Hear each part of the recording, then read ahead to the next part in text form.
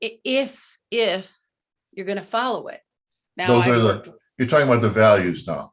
I'm talking about all of it. I've worked with companies who had a value of integrity, but they had no problem lying to each other on the executive team.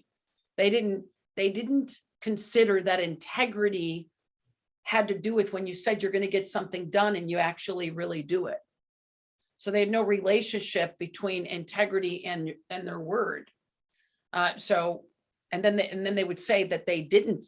No, I never promised to do that. I said I would look into it.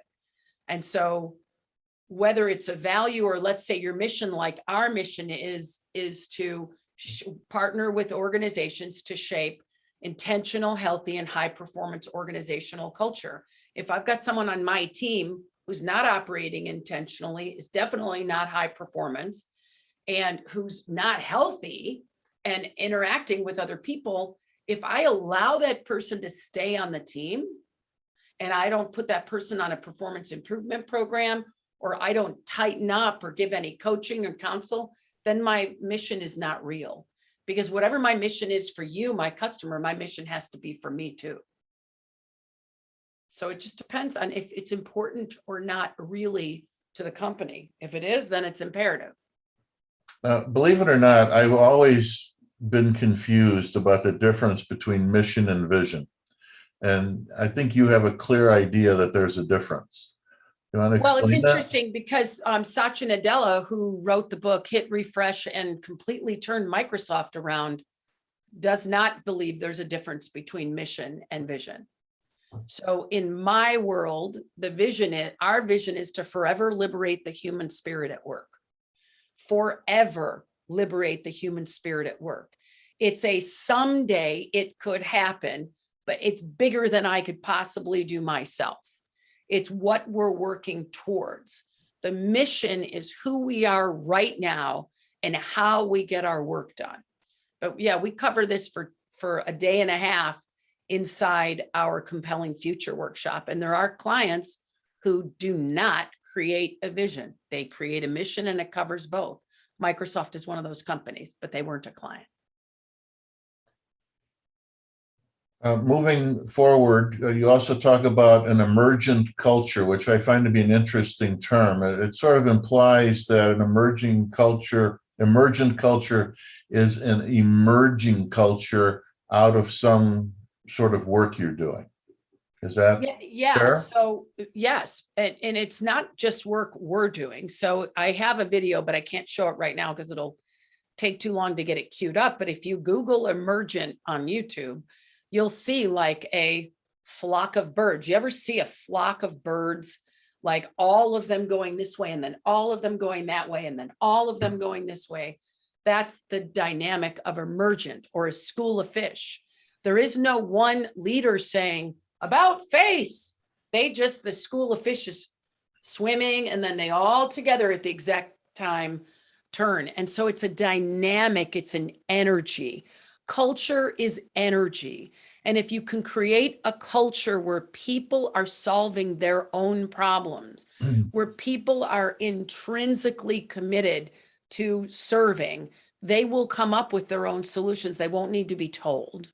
But it isn't just we're emergent, so go. I mean, I've had clients that said, we're empowering, so everyone's empowered, but they weren't really empowered because they didn't have the authority to be empowered, or they didn't have the tools to be empowered, or they didn't have the information to be empowered. But emergent culture is at this state of inception of innovation. It's like innovation is around every corner. It is changing and growing and shifting as the environment outside shifts. I mean, boy, in the last 3 weeks, we're inundated with gun violence, right? In an emergent culture, it's this whole active shooter. People are being trained for active shooter, and now they're all getting retrained. A company that is not emergent looks at that as a fear-based thing. Oh my God, we have to do this so nobody gets killed here. A company that's emergent looks at this and says, well, the environment around us is changing. We need to be agile enough to change with it. And we're going to give our managers training on how to see if and how to tell if somebody's got mental illness on our payroll.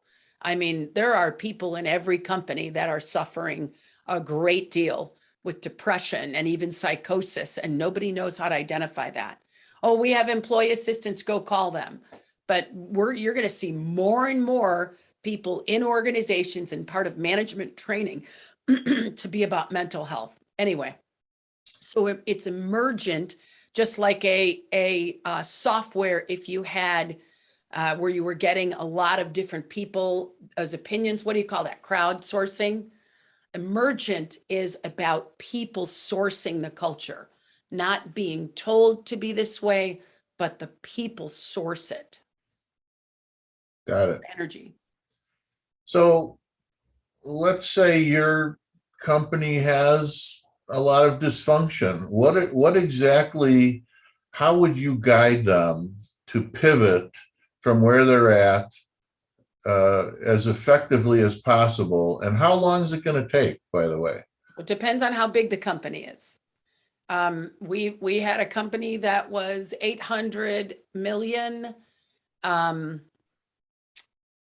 very dysfunctional leader, very short-sighted,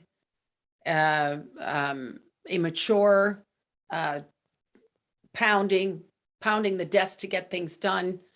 He called me and said, I'm new here.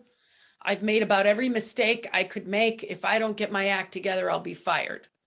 That took 3.5 years, and he went kicking and screaming, even though he hired us, because fundamentally the person who had to change was him. This guy cut overtime for everybody within 2 months of starting a new job, never even looked to see what the systemic impacts of cutting overtime would be. He just wanted to be more profitable. And in the end, he wasn't more profitable. There could be a $10 million company or even a $5 million company that I know, and that's a startup, and they've done some things wrong that they need to now backtrack on. That company, if they invest in doing a deep alignment workshop, which is really about looking at who are we and what are we about, and telling the truth about what's in the way, what behaviors are in the way, what philosophies are in the way, what processes are in the way, what people are in the way, and then compelling future, which is where you really create the future. That's more of the Lencioni work that we do. I am a trainer of theirs, so I follow their recipes for how to do things, starting with the 5 dysfunctions and then all the way up to the advantage. So that company, 18 months, but it's something that the leadership team has to put a stake in the ground and say, the way we're going is not working. We need to stop. We need to adjust, and we need to move forward. I remember, that takes courage. I don't know if you remember, I think you will, but you ran a workshop for our management group one time. And I'm pretty sure it was you, where we had to tell, something very personal and intimate among the management team. I think one was positive and maybe one was negative, but I remember the experience of going through that level of openness and honesty with one another is very cathartic. And hopefully you come out of an exercise like that healthier and energized. Some people crumble under an exercise like that.